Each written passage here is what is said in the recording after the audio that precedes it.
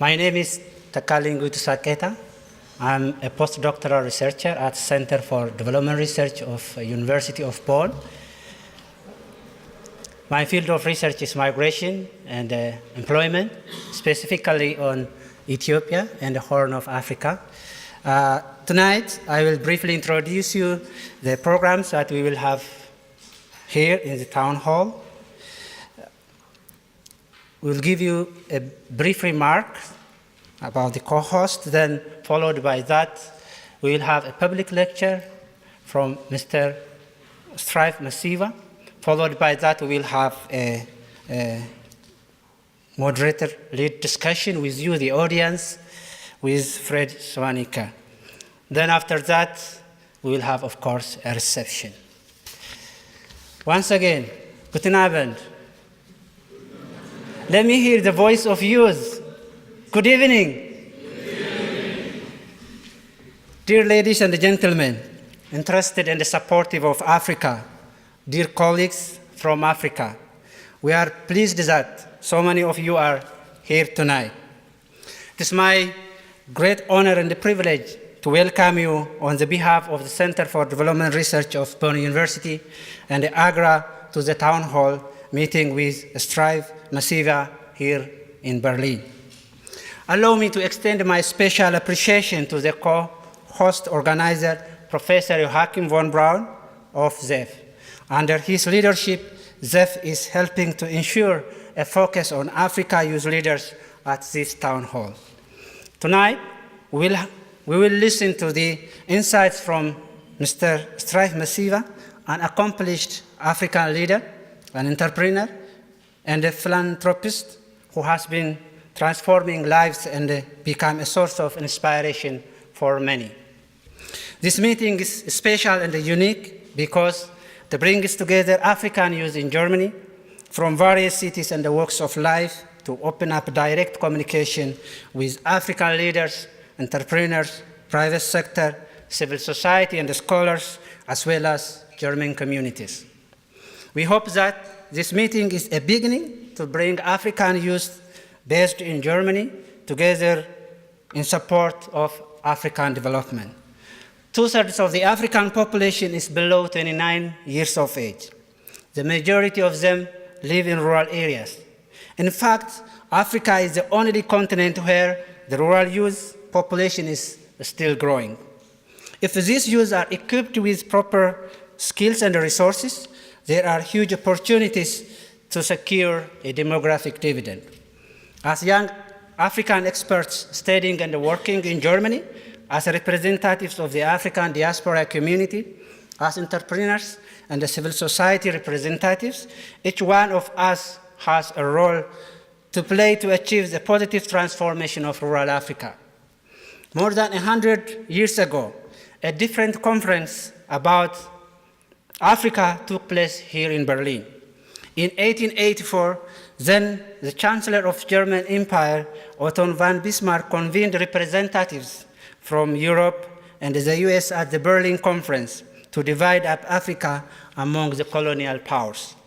Today, Germany has a very different engagement with Africa, characterized by important positive initiatives, such as the Marshall Plan with Africa, the Compact with Africa, and the One World No Hunger initiative.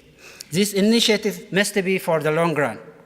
We African youth are ready to contribute to the success of these initiatives. I also point to the Berlin Charter on creating opportunities with the young generation in the rural world that had been developed in the context of G20 with over 100 youth from Africa, Asia, Latin America, as well as Germany. We want to see more follow-up actions, and as young Africans, we are ready to engage in such actions. As African youth living in Germany, whether we engage in research, development, or business, we have a lot to offer to our respective countries. As my institute, ZEF, at Bonn University, about 80% of PhD graduates return to their home country to take up key positions in governments, research institutions, the private sector, and the other organizations. Transforming rural Africa is a necessity for our continent, Africa, to ensure food security and the generate jobs and rural businesses. Let me now ask Dr. Stephen Schmidt, Deputy Director General of the German Federal Ministry for Economic Cooperation and Development, to share his welcoming remarks.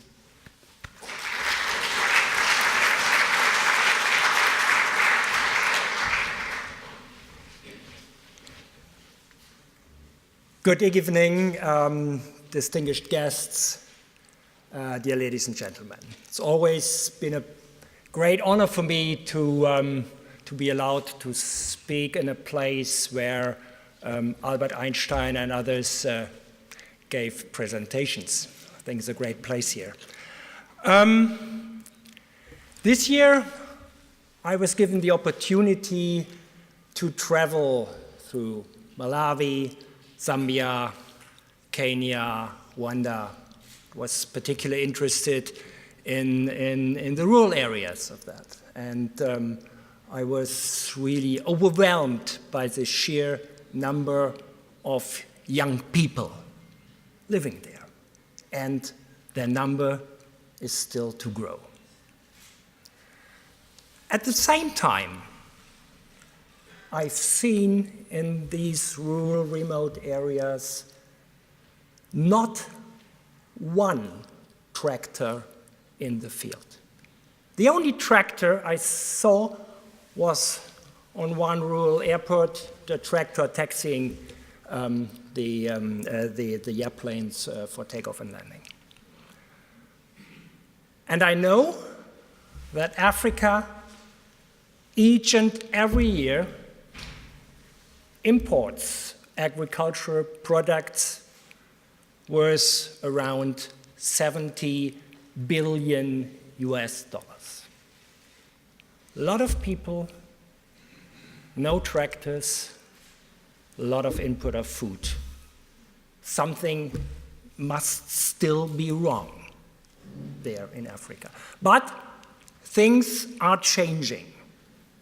Africa is on the move, and rural Africa is on the move.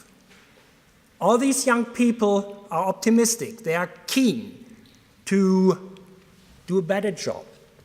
Hardly anybody seems to be interested in continuing the job their fathers and mothers did without tractor, without any machinery.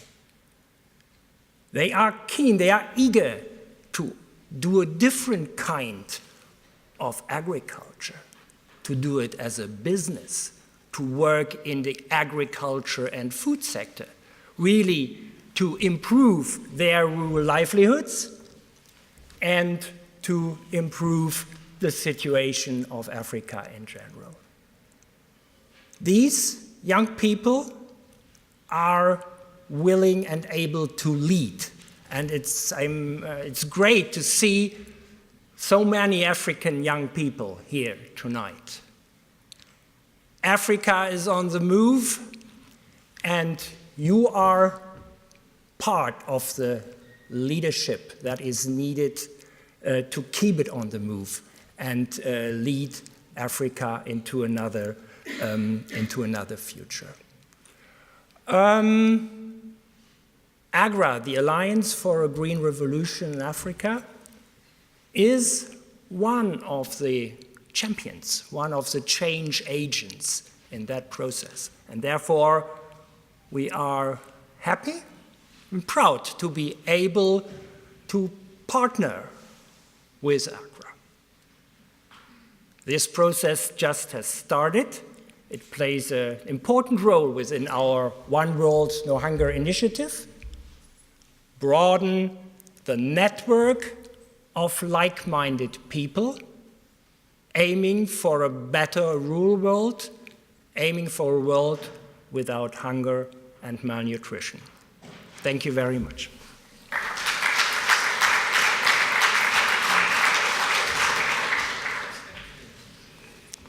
Before I introduce or welcome to the stage our respected speaker, I would like to remind you that we will be live streaming, and we will also be tweeting, and you can also tweet with hashtag Strive in Berlin, and hashtag how will you lead. So I would like to know, you know that. Good. It's now an honor to welcome on stage Mr. Strive Masiyiwa tonight. Mr. Masiyiwa is, of course, possible to mention a lot, but let me say a few about him. He is the founder and the chairman of the Econet Group, a Pan-African communications, media, and technology company with operations and investment in 29 countries. He has been selected twice in 2014 and 2017 to Fortune magazine's list of the world's 50 greatest leaders. Over 3.4 million young people from across Africa follow him on Facebook, making him the business leader with the most engaging following in the world. In his remark, I personally hope that Mr. Masiyiwa will share his insight about what African youth should do to get into entrepreneurship to change rural Africa. I wish us all a stimulating evening. Please join me, Mr. Masiyiwa, to the stage.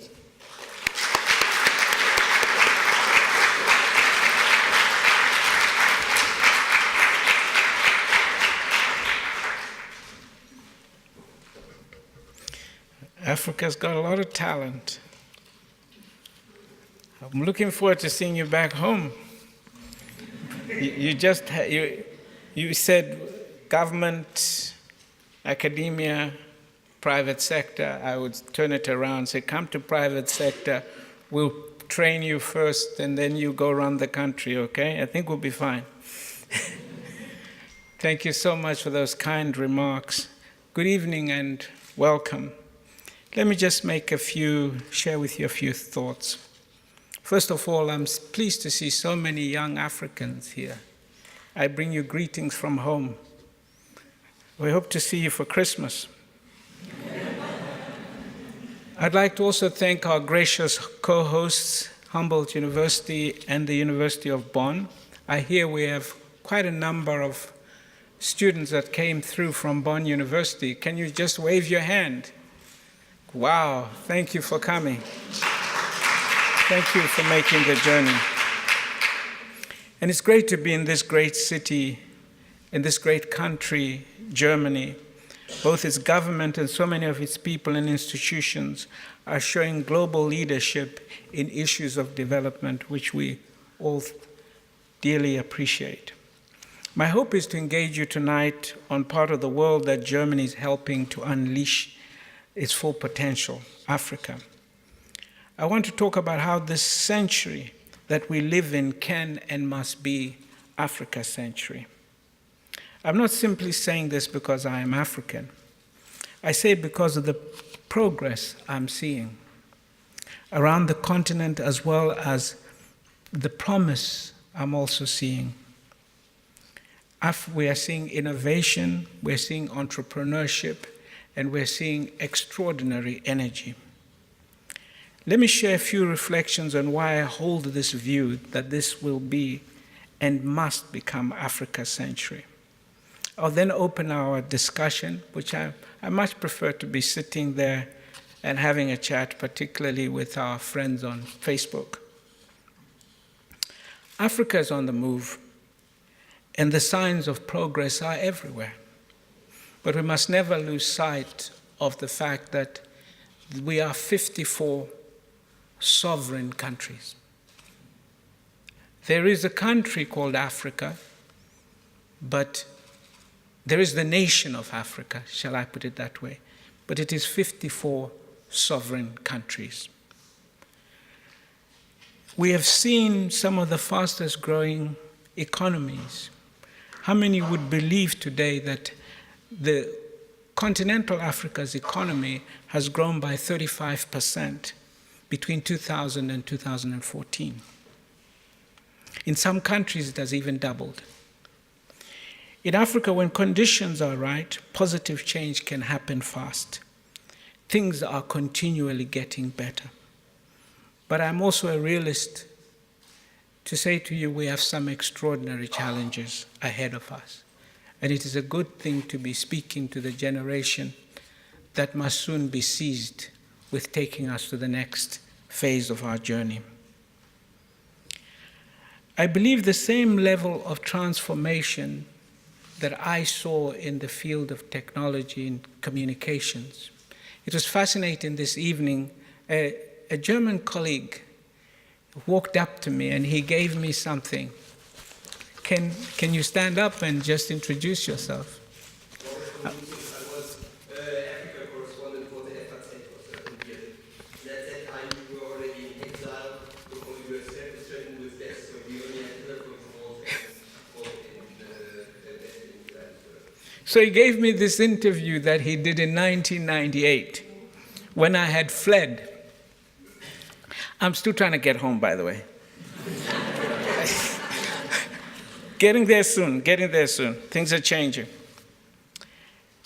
But a lot has changed since that time. And I'm extremely hopeful about the change that will build Africa's century. But there's no nation or continent that ever lifted itself up without a major transformation in the field of agriculture. I might be a telecommunications entrepreneur, but I'm here to tell you today that ground zero in our transformation and change must be in agriculture. It is the surest inclusive path that we can take to begin to address most of the challenges that face us, whether they be economic, political, or security. I shared this earlier on today with some of our colleagues, how I traveled to Mali with our late brother Kofi Annan. And as we were walking around in rural Mali, we made 3 key observations that we later discussed in our delegation. Most of the farmers were women. 70% of Africa's farmers are women. And most of them were middle-aged or older. At the same time, so our young people are not farming. At the same time, as my colleague rightly pointed out, we are importing $70 billion worth of food every year. We also observed while we were walking around in rural Mali that young men were roaming around. And Kofi Annan, who once headed UN's Peace and Security Commission, immediately pointed out to me, he said, that is trouble. 6 months did not go by before Mali was thrown into a great crisis. You could not go today to the places that we drove just outside the Malian capital. It was almost overrun. The third observation we made came from the people themselves. They said, our crops are not growing. The seasons are changing. Scientists are debating, I'm told. Well, I think the scientists aren't debating, but the politicians are debating. Scientists call it climate change. I learned about it in Mali. So we may have to send a few of our leaders there to go and learn about climate change. So we are faced with extraordinary challenges, but we are also have some opportunities. And I believe that the lowest hanging fruit for us lies with agriculture. Fortunately, even though, as Kofi Annan used to say, Africa is the only region of the world that did not have a green revolution. The United States had a green revolution. Japan had a green revolution. Europe had a green revolution. Asia had a green revolution. But Africa did not have a green revolution. And that is what must seize us with a great urgency today. Africa's green revolution has begun. But to complete that, it will need your generation. Here I'm talking to the young Africans and their colleagues, because we will not be able to do it alone. We will need the help of our friends. I'm here this week in Berlin because we were invited here to have the board meeting of AGRA. The last time I was here, I was with Kofi Annan, and we came a delegation to see the Chancellor. And she spent the better part of an hour. Oh, I see the picture. That funny-looking guy is our friend who sang Band-Aid. Remember him? Bob Geldof. But here's the thing. Bob Geldof, this was the Africa Progress panel. And we went to see Angela Merkel because she had invited us to talk about what we could do. And we said, let's partner. Let's work in agriculture. Bob Geldof led the Band-Aid, Hunger in Ethiopia. A member of our board is the former Prime Minister of Ethiopia, Haile Mariam. It cannot happen today because we have made progress. Does it mean that we don't have children going to bed hungry? Yes, we do. But we have made progress, but we have to complete the job. And that is why I'm here to appeal to you. Join us. Now, that doesn't mean I want you all to be all farmers, but it wouldn't be so bad, wouldn't harm you. We at AGRA, over the last 12 years, have tried to build a platform with African governments aimed at catalyzing, you call it today, being an accelerator to African agricultural transformation. We look at the entire value chain. We are completely persuaded that Africa's green revolution will take place. Our real focus is how will it take place? We believe that the center to a successful and sustainable green revolution in Africa is the smallholder farmer. As a businessman, I like to know my customer. In this mission, my customer is the smallholder farmer. How we are focused on how do we increase their productivity? How do we increase the incomes that they are generating? How do we help them produce more food and get more food to market? It's not enough to produce more food. They have to be able to get that food to market. They have to be able to get the correct prices for that food. How do I know? Because that's what they told us they want. Because we're interested in what they want. Not what we want for them, but what they want. What they told us when we were walking in rural Mali. And that's what we've been saying to our partners. Help us to help them. Support us to help them. That meeting was part of a process that has gone for a number of years.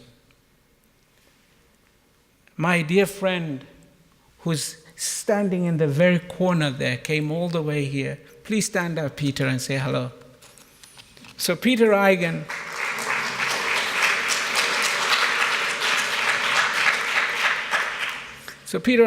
is a member of the Africa Progress Panel.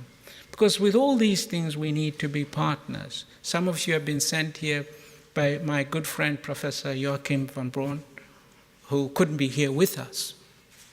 But these are champions of a global citizenship that we must all work on together. Now, that global citizenship is not about just smallholder farmers. It also includes civil society. One of the things Kofi Annan always insisted, and it was new to me, I must admit. He says, you know, you got to let these civil society guys in the room and let them shout at you. You're going to learn something. He taught us to have respect for the voice of civil society. We're happy to engage and discuss and include you, just like we finance farmers' organizations so that farmers themselves can be organized for what they need. You know, in Europe, the farmers are organized. Some would say too organized, but they're organized. We want our farmers to be organized. But at the end of the day, it's not donor funding that will develop African agriculture. We are the first to tell you here now. Okay? It is about government policies in Africa, committed governments, committed African leaders, progressive African leaders. And when those progressive African leaders have retired, we've gone to get them out of retirement and say, it didn't say retire, it meant new tires. One of them is His Excellency President Econet, who sits on our board, and I recognize him here with us this evening. Thank you, sir. As leader of Tanzania, he was one of the champions on the global stage that enabled us to build this platform. As are many others, my brother Kanayo Kawanze, who's sitting right here, who used to run IFAD, and so many others that are here that form part of this board. So, without much ado, let's have a conversation, shall we? Thank you very much, Germany. We appreciate your support and your commitment. We know with this great locomotive called Germany now thugging behind us, Africa's future can only be brighter. Thank you for your kind remarks.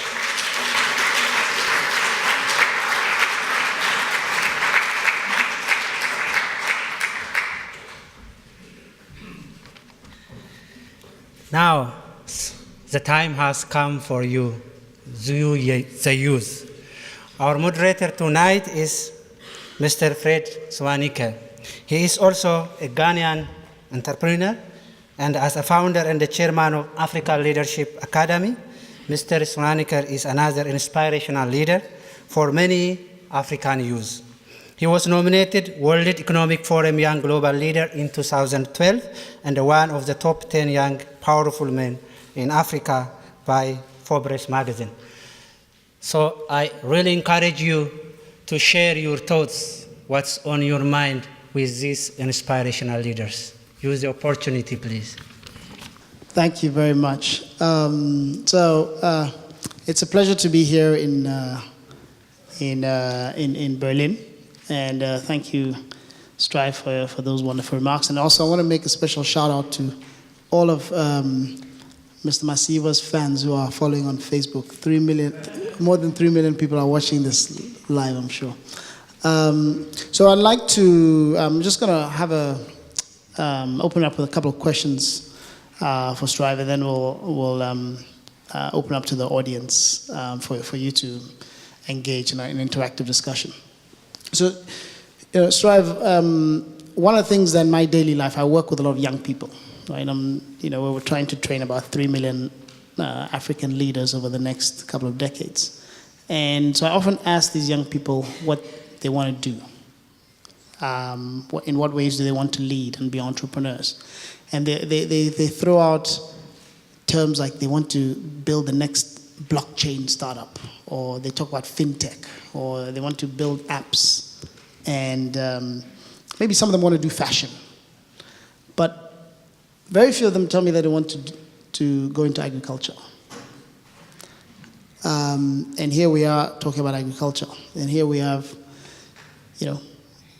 many young people in the room. So what is your message to young people? Why does agriculture matter? What what would you say to the people in this room about why they should even consider this in their future? Great. Thanks, Fred. I mean, I'm being interviewed by Fred. Hey, guys, this is a big deal. If you're from Africa, you know this is a big deal. Thank you, Fred, for the privilege. You know, one of our colleagues on AGRA, who was vice president of AGRA, Akina Deshina, who now runs the African Development Bank, always would correct you if you said agriculture. He would say agribusiness. Okay? We need to move on from agriculture. Agribusiness. Okay, you're in blockchain. Bring it to agribusiness, okay? You are in, whatever it is you are doing, okay? The opportunity in agribusiness is the greatest entrepreneurship opportunity in Africa. Let me tell you guys, if you don't take it, they're going to come and take it. It's up to you. No one is going to, you know, nature was, I heard that Einstein was here, so maybe I'll steal something from one of these great scientists. Nature abhors a vacuum, so does entrepreneurship, okay? This is the greatest entrepreneurial opportunity. So it really, this great value chain that Africa's agriculture needs young people to come and increase the productivity levels. Okay? So bring whatever it is you have, let's use it. Great, thank you. So it's the greatest opportunity of this century. You heard it very much from the man. And if anyone knows about business, it's Mr. Masiyiwa. He recognized trends 20 years ago when the mobile phone was coming out. Would you say that agriculture is the next big thing? Oh, it's bigger. Look, you know the numbers, Fred. Okay, by the turn of this century, 40% of the world's population will be African. Okay, just think about that. Most of our cities that today are sitting on under 50%, we've got under 50% urbanization. There will be cities the size of Lagos today. There'll be 10, 15 major cities of that size around Africa. Okay? That is an opportunity for this generation.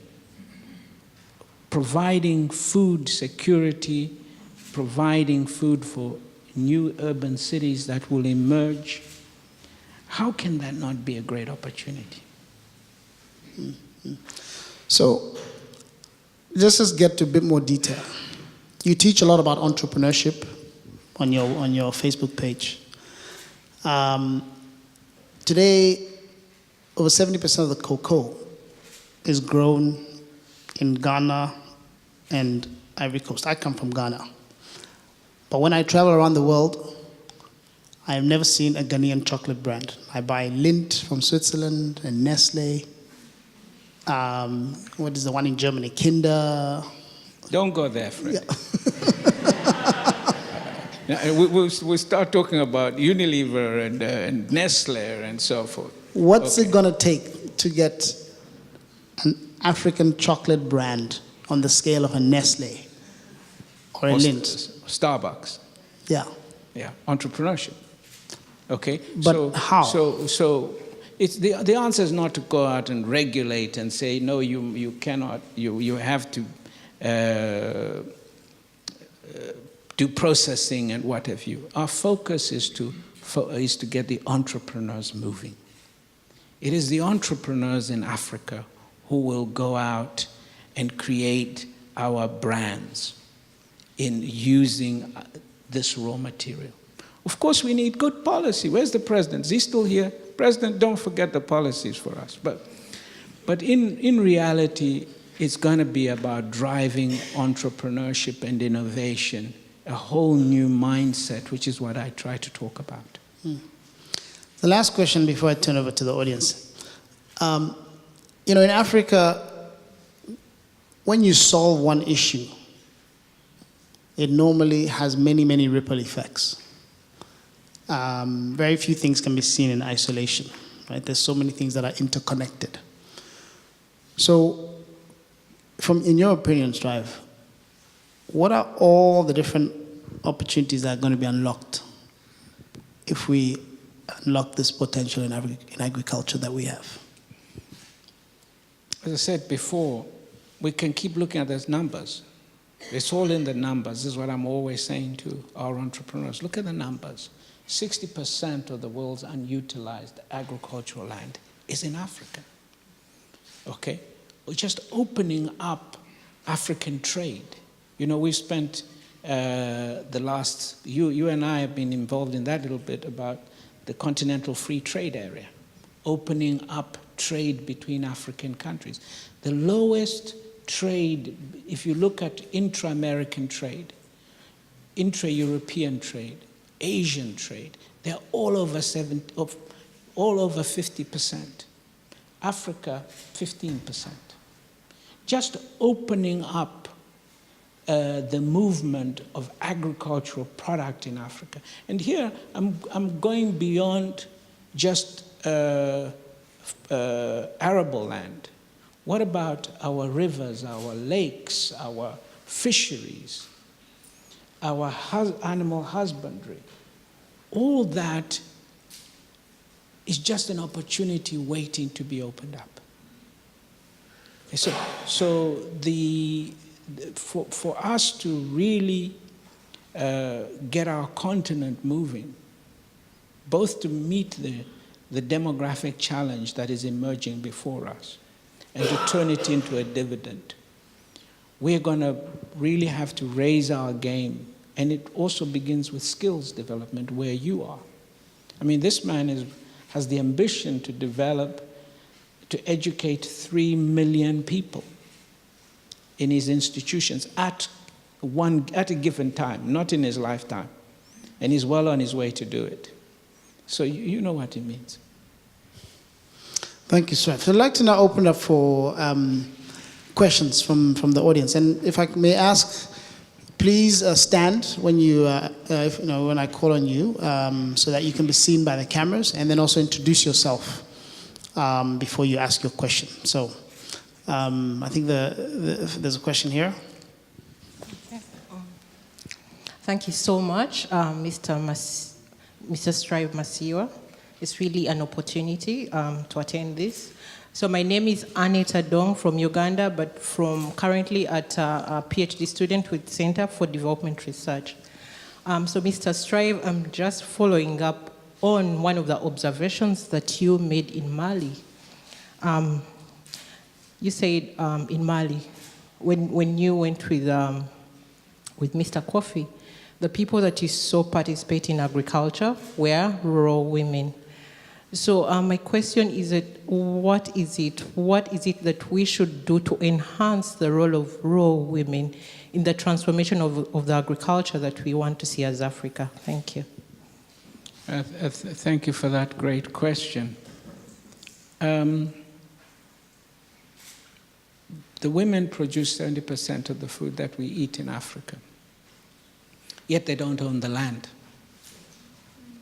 Land rights is a fundamental piece, but not only giving them access to land, but giving them the security that comes with land. And as you know, I mean, in 54 countries, there are many, many different approaches to it. You've got Rwanda at one extreme, to whom, if you go into a Rwandan village, and I was in a Rwandan village recently, the women came out and showed me their title deeds to their land. To others that say, well, look, you are interfering with our culture. But even if you cannot deliver to them a piece of paper that says this is your right, there are many ways by which we can approach empowerment of women. We've got to empower young girls. We've got to do more to educate girls. The greatest multiplier to economic growth in Africa is to educate the girl child, number one. Nothing will give us a better return on our growth than that. So we've got to ensure that girls have access to education all the way, not where they can drop out at 14 and 15 and get married. That's not going to help us. We want more Annies with PhDs. Okay? That's my ground zero. More Annies with PhDs, you heard that. Okay, let's take a couple of questions. So, gentleman there first. Thank you very much. Much appreciating your talk. My name is Antonio Gola, PhD student at the University of Bonn. I would just like to know from you, because you talked about the role of increasing productivity of smallholder farmers, and you talked about agricultural revolution in Africa, which I agree. But I would like to know from you the role of education, especially African education system, because I think the African education system focuses more on learning European history and all that. So may I know from you your thoughts on the role of African education system in agriculture? That is one. And then number two, my second question would be on the role of what I would call the regimes of translation. For example, change of political leadership from one political leader to another, like the president. A case study of Tanzania, looking at the Southern Agricultural Growth Corridor of Tanzania, which was actually the brainchild of President Jakaya Kikwete. Now, there's another president who is actually not for that particular agricultural scheme. So what would you say about the role of different regimes? Because I think that is something really important as well. Thank you. Okay. Let me, oh, sorry, Fred, you were going to say? Should we just take a couple more questions and then you Sure, sure, yeah. Carry on. Let's have the young lady. Young-ish. Young-ish. So I'm Matida Ndlovu, an alumna of the Kofi Annan Business Schools Foundation, and I'm also a fellow Zimbabwean. Currently, I work for a venture capital fund, and I'm interested, Mr. Masiyiwa, in your views on the nexus between technology and agriculture. How can telecoms companies like Econet be used as a platform to amplify the impact of agribusiness on the African continent? Are you actively investing in tech-fired agricultural ventures? Thank you. Let me start with my favorite question. I mean, my fellow Zimbabwean. There are 1.5 million smallholder farmers in Zimbabwe. Did you know EcoFarmer, our technology platform for smallholder farmers, has 1 million of them using our services every day? But they on that platform, they get information on what to grow, where to grow, tips on agriculture, and I want to do more. I wish I could get the same statistics out of that country called Nigeria. Then I will overtake Aliko. So, you know, agriculture, technology in agriculture is central to achieving productivity. You heard that story about one tractor in 5-6 countries you went to, Stefan? One tractor. Okay, before we talk about blockchain, how about some tractors? Okay, because that rural African woman whom we talked about has got a hoe. Don't take pictures of her and romanticize it, because it's a terrible tragedy in the 21st century to assign somebody to produce food with a hoe. It belongs in the Berlin Museum. Better still, the African Museum. So, you know, we need to see technology at play in agricultural transformation. So I'm fully much in support of that. So whether it's telecommunications technology, blockchain technologies, storage technologies, we're calling on young people to come and solve the problem of food waste. Because it's nothing more tragic than having such a low productivity on food production, only to lose 40% of it through waste. That's too, we need new solutions for storage and movement of food. And while I'm at it, I'll not address Tanzanian politics. I watch CNN, so I watch more American politics. I'm only kidding, but you are going to be, the question you've asked, you are better positioned to answer it because you are from Tanzania. So I'll not engage on that. Let me rather talk about the African education system for agriculture.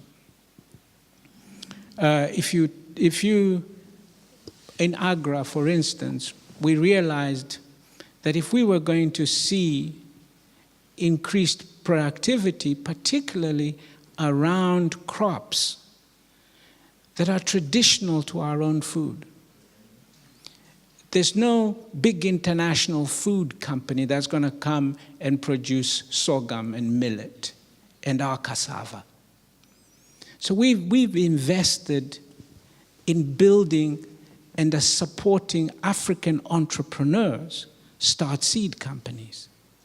But before you can do that, you need a PhD in the seed sector. So guess what?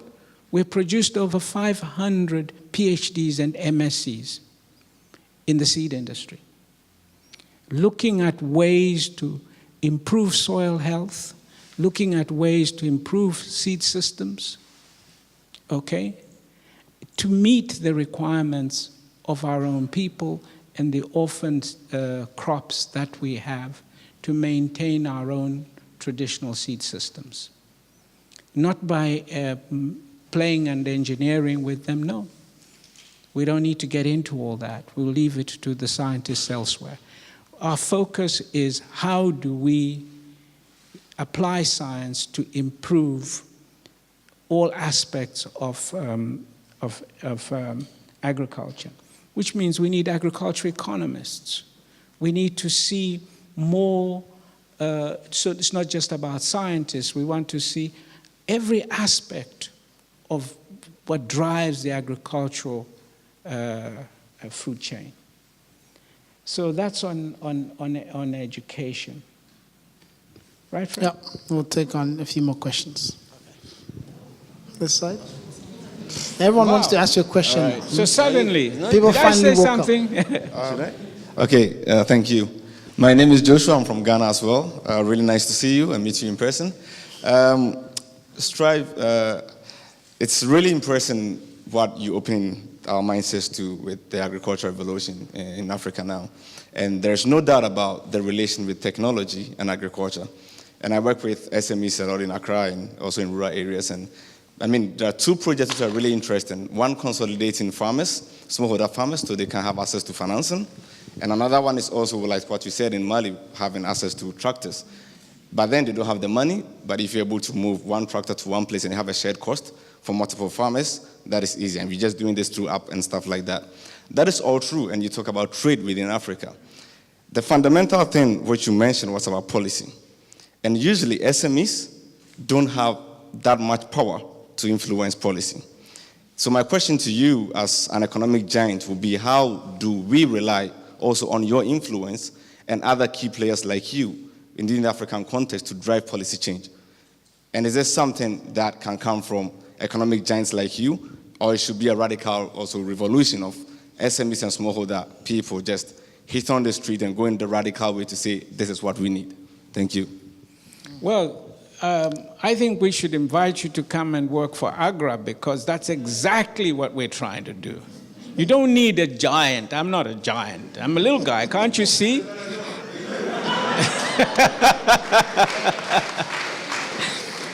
So this is exactly what Kofi Annan had in the creation of AGRA. Okay? How do we advocate for the SMEs? Remember, I said agribusiness. So the SMEs we envisaged in agribusiness, whether they are working at the farm level of producing food or they are in some aspect of it, You're a smart guy. You're now already telling me that you're going to have Uber tractor now. Okay, why not? Go develop the app and let's have an Uber tractor so that we can go around 100 smallholder farmers so that when he comes, we'll have 10 tractors, okay? So this is an application of technology. And by the way, there are young entrepreneurs in Africa already working in that area, okay? So, but you mentioned policy. It's critical. The whole AGRA model is designed to work with governments in Africa. They are the ones who are working in the policy area, helping them work through their own national policies around agriculture, sharing best practices. That's why we need even former ministers. And by the way, on the AGRA board, we have former ministers, former prime ministers, former presidents, the former head of IFAD, the former head of World Food Program, former head of Rockefeller Foundation. That's what combined together makes the giant you are talking about, not this little guy here at the front, okay? But thanks for the question. Just a couple more questions. You there? And then that gentleman at the back.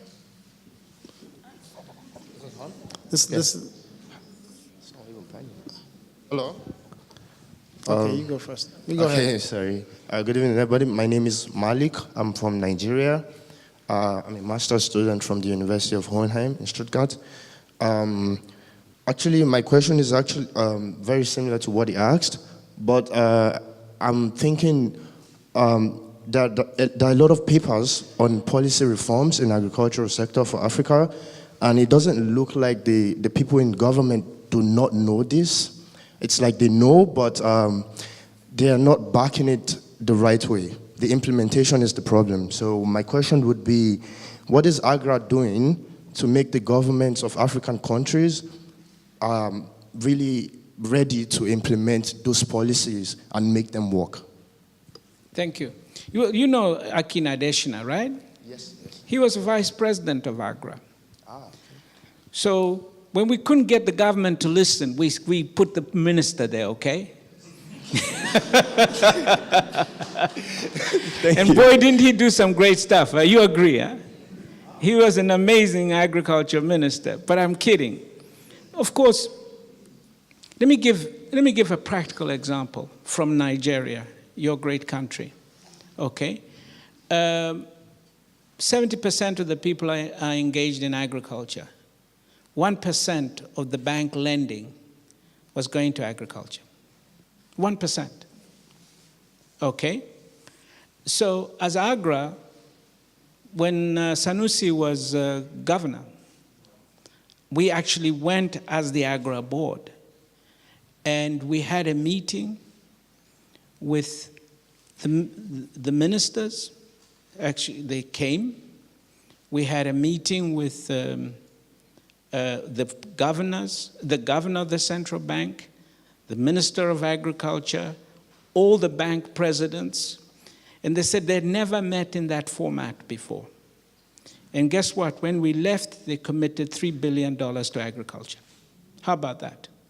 That's what we do as an accelerator, as AGRA, okay? Bringing the players together into a room to see how we don't necessarily hit people on the head, because it doesn't always have the result. Sometimes it does, but I'm talking, don't go throw stones now.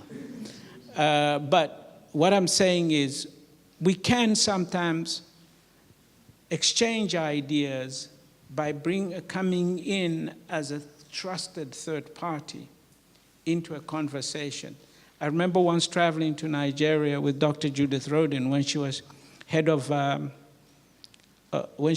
Rockefeller Foundation, and we met with the entire Economic Council of Nigeria, and we discussed these kind of ideas, and they were engaged, and change comes through over time. I was very hopeful and remain so. You're going to see great things in Nigeria. Thank you. I'm going to take 3 questions from, I'd like the next 2 questions at least to be from women.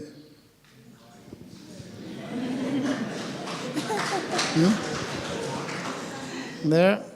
Thank you. Thank you for the insightful event. I'm Dorothy from Uganda. I'm a PhD student at ZEF, and I have a number of issues when it comes to youth involvement in agriculture. Of course, I've worked with youth for some time. One of the key issues is that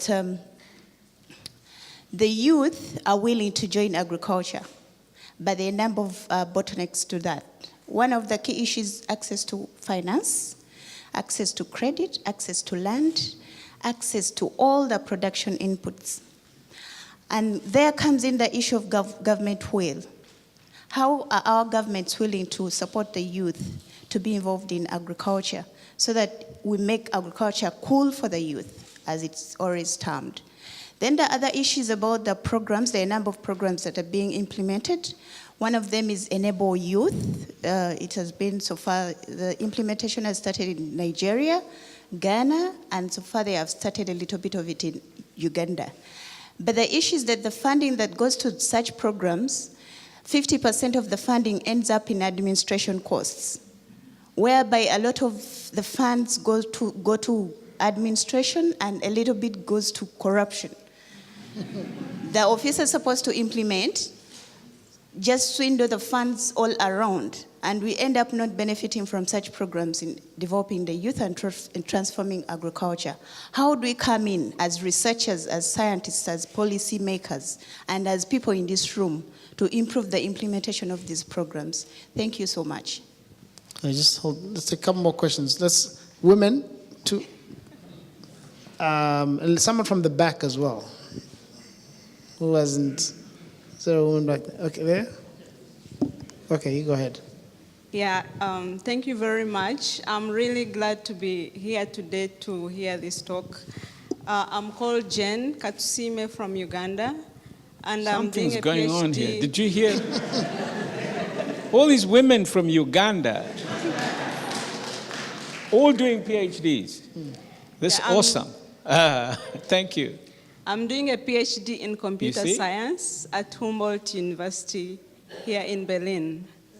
I'm glad you talked about food waste. I'm very passionate about developing mobile applications for low resource settings, especially in health and agriculture. But the problem we have is, like you said, it's women who are doing most of this agriculture. When we take out these applications, well, train them to use it, but a time comes when they are producing like perishable products. Using these applications, they cannot market the perishable products within the short time, so they actually end up getting wasted. So my question is, does AGRA have a strong focus on food waste management, especially for perishable products? And I would like to note that as young people, we are ready to go back home and actually do agriculture.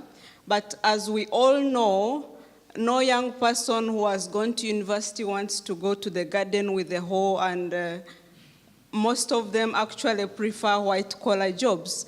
So while you call us to go home, I think the focus would be on how to help us turn agriculture into the white-collar jobs that we are looking for. Thank you very much. Well, I can't promise about agriculture being a white-collar job. No, what I mean is... No, I hear you. Don't worry. Let me come back. We take one more question. One more question, and yeah, then I will answer, you answer the that question. Yeah, okay. I'm Dorcas from Ghana, and I'm a master's student in studying cultural diplomacy and international relations. So my questions are two. I'm asking one for my colleague. One also. question, please, only. Choose your best one. Choose the question. One question. Okay, so, to Mr. Strive, I want to ask, do you think that African socialism, which was brought about by Kwame Nkrumah of Ghana and Julius Nyerere of Tanzania, is better suited to be able to produce, to be able to produce progressive government policies to help African development. And I would like to just, please, switch it in. So with cultural diplomacy also, how can that improve agriculture? With the made in Ghana goods, for instance, like what he said, that you don't see Ghanaian chocolate in Europe or in any other market. So how can we also help? How can AGRA help with, yeah? I wish AGRA could be all things to all men, you know. I wish I could do a review of African socialism for you, but wrong guy. You know, let me just kind of pick off a few things from the 4 comments that have come through. And I may not necessarily cover everything that you picked up. African youth. They're obviously central to anything we do in agriculture. The average age of Africa is 19.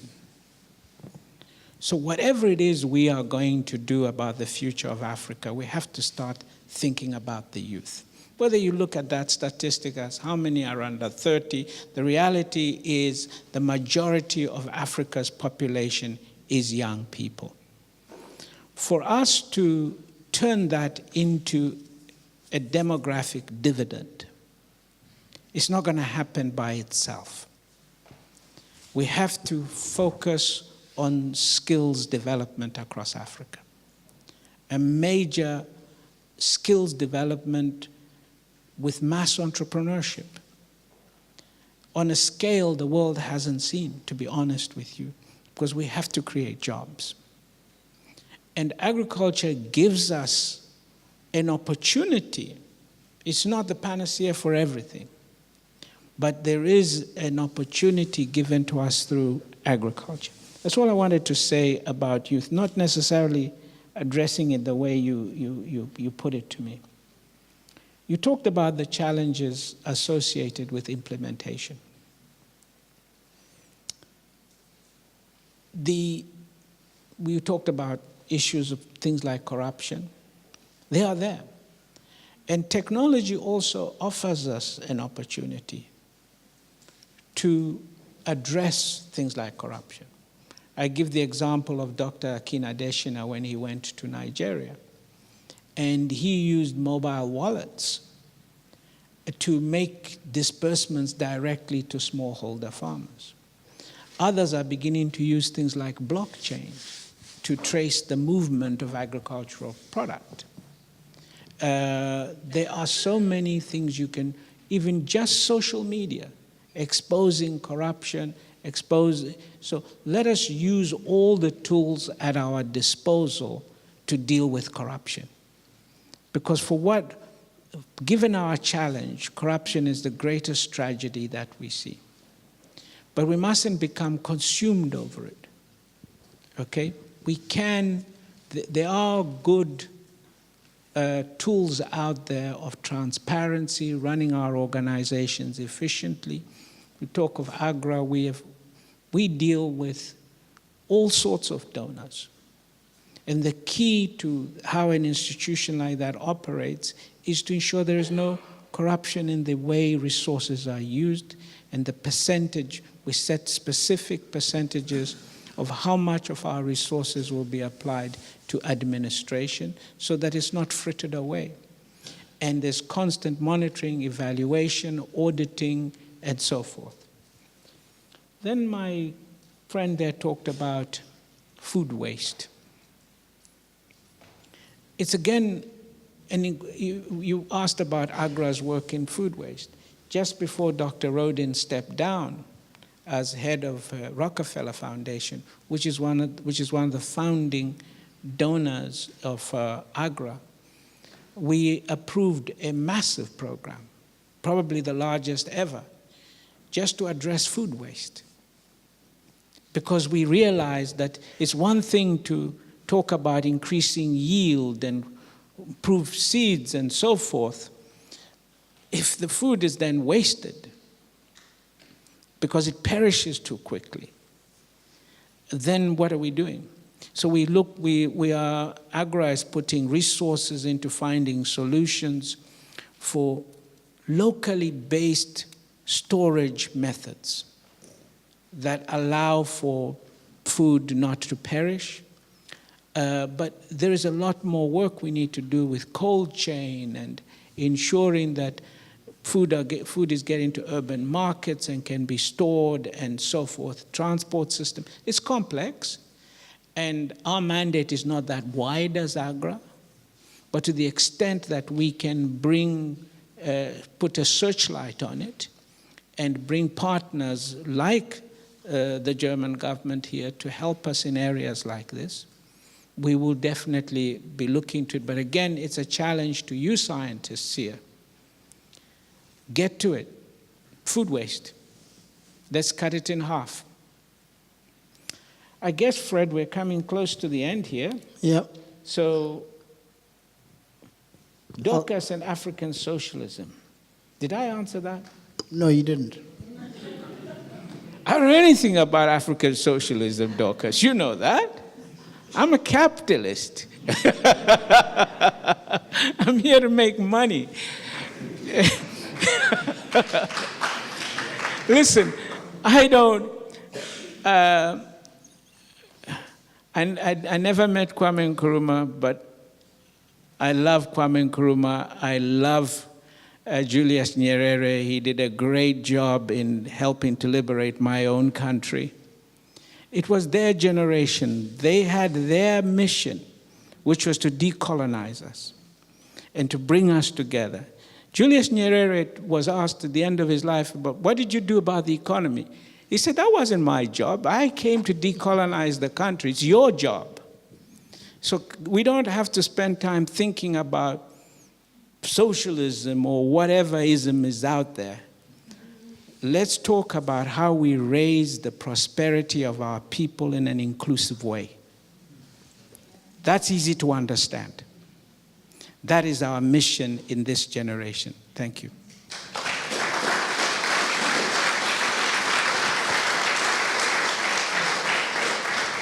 So we'll take two last questions. One is from that gentleman at the back. And then I'd like to give a chance to a German student to ask a question as well. Thank you very much. My name is Ajayi Opeyemi. I'm a master's student here at the University of Applied Sciences. Very excited to be here. I'm from Nigeria. And talking about inclusiveness in the green revolution that probably we are trying to catch up with. I must admit that you said something very, very important about us being left behind and having to catch up.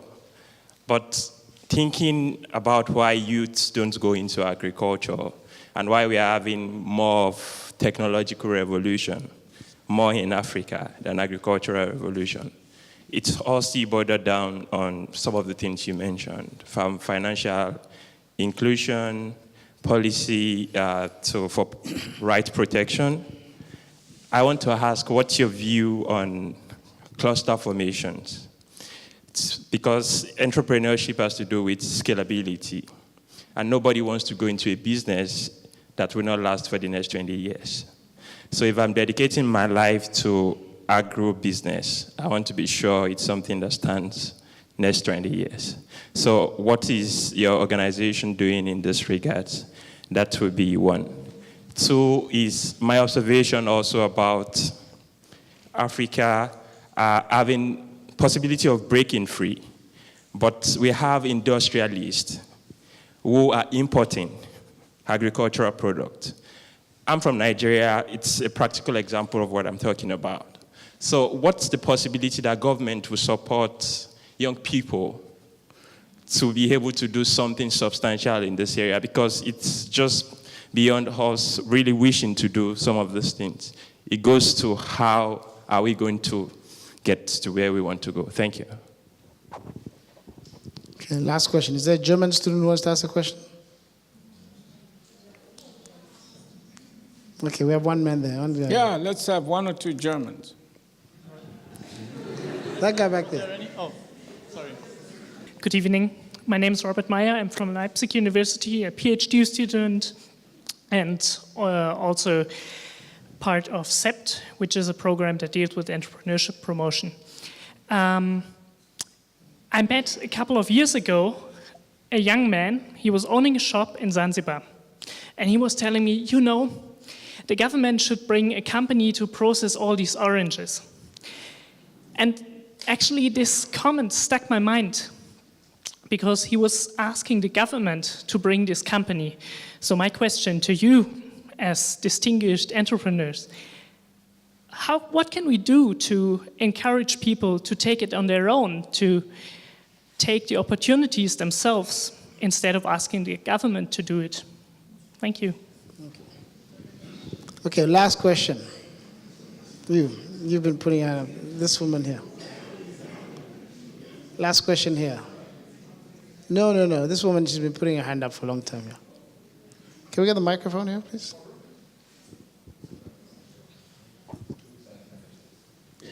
Yeah. Thank you very much. My name is Evelyn, and I'm from Nigeria, doing PhD at Center for Development Research. A lot of comments about the challenges to developing the agricultural sector, and I have two questions. First, because I come from Nigeria and I know a few of those challenges. For every agribusiness, we want to maximize our profits. So some of the things that would probably hinder the maximization of profits is because for the African system, we have a lot of scattered agricultural sectors. We have the rural areas where the agriculture is produced, and then we have the urban centers where the market actually exists. So in between the rural sector and the urban sector, we have a lot of infrastructural gap, bad roads, for example. How do the farmers or entrepreneurs who are trying to maximize their own profits deal with these very crucial infrastructural challenges without losing their profits? That's one question. Second question is, we talk about things like the new trend in bioeconomy, which the African agricultural system has a very huge advantage at. We can produce the raw materials, we have the land, we have the resources, we have the cheap labor. Let's use it in quotes. However, for a country like Nigeria that depends on oil exports, how would that country be willing, as an alternative to producing fossil-based products, which would not only improve on our environmental sustainability, but also on our economic and inclusive growth for the rural poor? How is this policy incentive going to materialize, given that there will be some trade-offs against national prosperity and equitable distribution of this wealth? Thank you so much. I'm gonna start with you. Don't sit down. You're doing a PhD, right? Yeah, sure. How come you're asking me so many questions?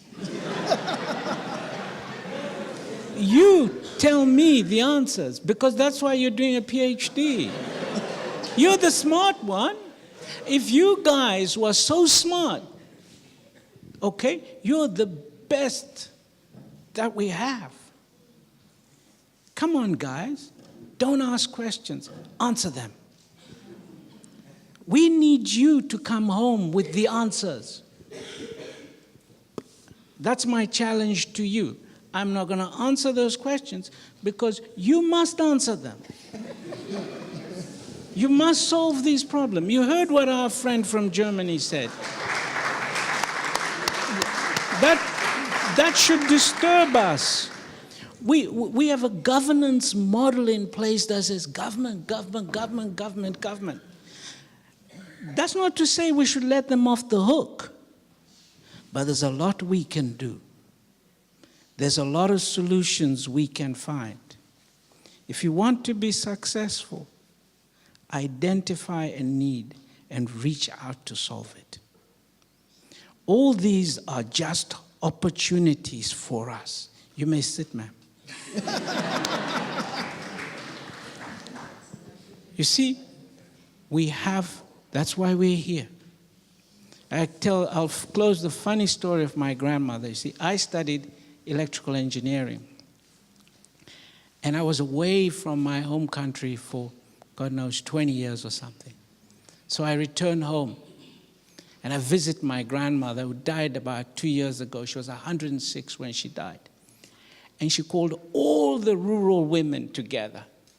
And she danced and she said, "My grandson is back. You're all going to get electricity." I said, "Grandmother, there's no electricity here." She said, "But didn't you go to England?" You are in Germany. Bring the solutions. And it's not just to you. All those guys on Facebook out there in African universities, Stanford, wherever our best and brightest are. You see these problems? Seize the moment. Let's solve the problems. Thank you very much for coming. Thank you for giving me such a lovely time. God bless you and see you back home, every one of you.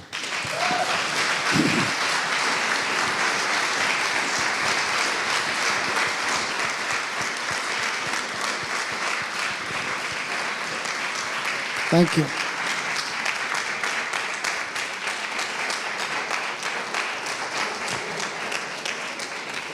Thank you, Strive. Always such an inspiration hearing from you. Thank you very much.